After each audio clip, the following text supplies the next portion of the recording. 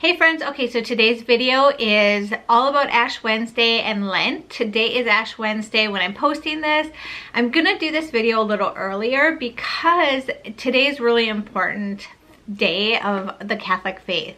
So today's Ash Wednesday, and on Ash Wednesday, it's really important to fast. It's actually a sin if you don't fast. If you're not under the category of, you're pregnant, if you're too young or too old, or if you have like some medical condition, then you don't have to fast. But if you're in the category where you can, then you should. So the church says that fasting is 3 meals, but 2 of the meals equal less than 1 full meal, if that makes sense. So pretty much you're having 2 meals in one day, and that's it. No snacks.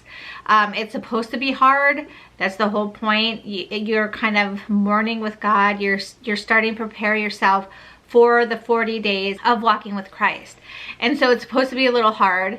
And if you are in the category of, you're young, or if I think it's 65 or older, or you have a medical condition, or you're pregnant or nursing, then it is encouraged that you give something else up that you really love, and that it's going to be hard, a challenge. Also, some people just fast on water.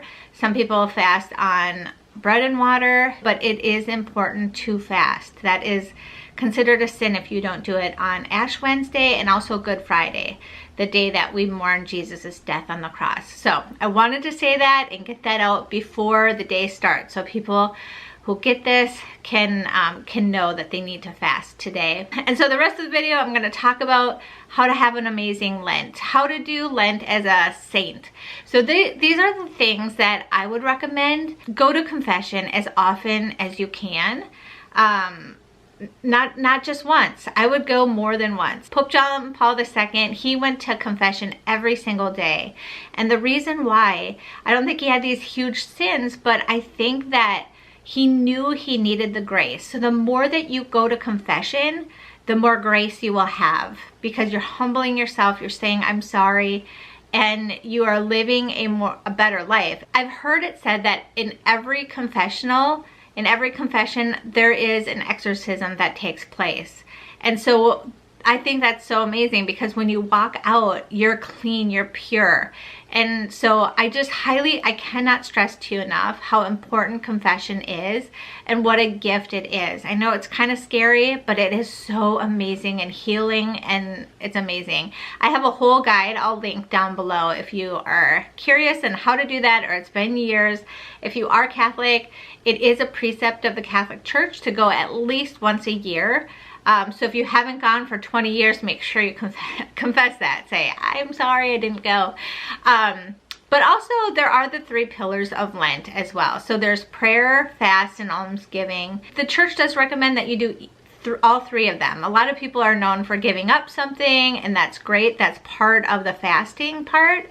So, whether you give up chocolate or coffee or social media or your bed or whatever it is, it should be a challenge for you. It should be a constant reminder of like, okay, Jesus sacrificed so much more than this, so pick something that will challenge you a little. You don't want to go into a depression either. So it is like this balance. You want to have a balance of that. So offer something up every single day during Lent, all 40 days. So another pillar is the prayer. So if you start today on Ash Wednesday, the 54-day Rosary Novena, it ends on Divine Mercy Sunday, which is the Sunday after Easter. And I cannot recommend to you enough to pray this novena. It is so powerful, so beautiful. You walk the life of Christ with Mother Mary. It's so beautiful. If you don't know how to pray the rosary, I have a video where I walk through, I show you the beads, I do the entire rosary with you. People have said it's so helpful, so I'll link that down below, but this is the perfect time to start praying the rosary if you don't daily pray the rosary. Or if you do pray the daily rosary, you could always pray an extra one, during Lent. Also a Divine Mercy chaplet. I have a video where I explain how to do that bead for bead as well. And I actually pray the rosary with you and the Divine Mercy. They're 2 separate videos. But you can do a devotional. I'm gonna be doing, it's called Restore. So that's what I do. I try to do a devotional every year. So those are just like spiritual things that you're trying to include into your life and have more time with Jesus. You could get up 15 minutes earlier and pray with Jesus, you know, earlier than normal. That could be part of your sacrifice and your prayer. How beautiful. So you want to think of that. And then almsgiving is something, you're giving something, right? So you could give money to the church, you could serve the poor, you could, for me, I'm a homemaker, so I'm gonna try to do more laundry because I try to avoid it like the plague. I do not like laundry. I'd rather do dishes and I'd clean other things, but eventually my kids, their clothes run out, and so doing laundry or whatever that chore is that you do not like to do, maybe do that. Try to do more of that. So those are some ideas of prayer, fasting, and almsgiving. And honestly, I would just pray too. If you haven't figured out what you're gonna do, pray about it. God, what do you want me to do? What would really help me to grow closer to you this Lent?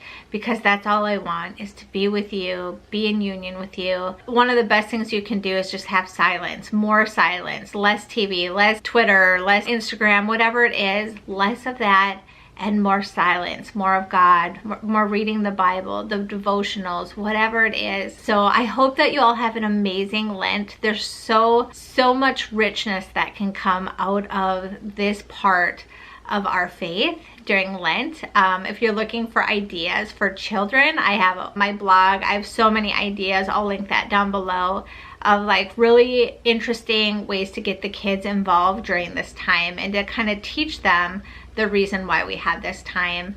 I encourage you to do Stations of the Cross as well. That is like you're growing closer to God. You're walking the passion with Christ. I also, on my podcast, I have another, me and my friend Nicole, it's called All or Nothing podcast. We just talk about Lent too and how to go deeper and get more vulnerable with God. So if you're looking for that, I'll link it down below as well. But I hope that you have an amazing Lent, and until next time, I will see you all later. God bless.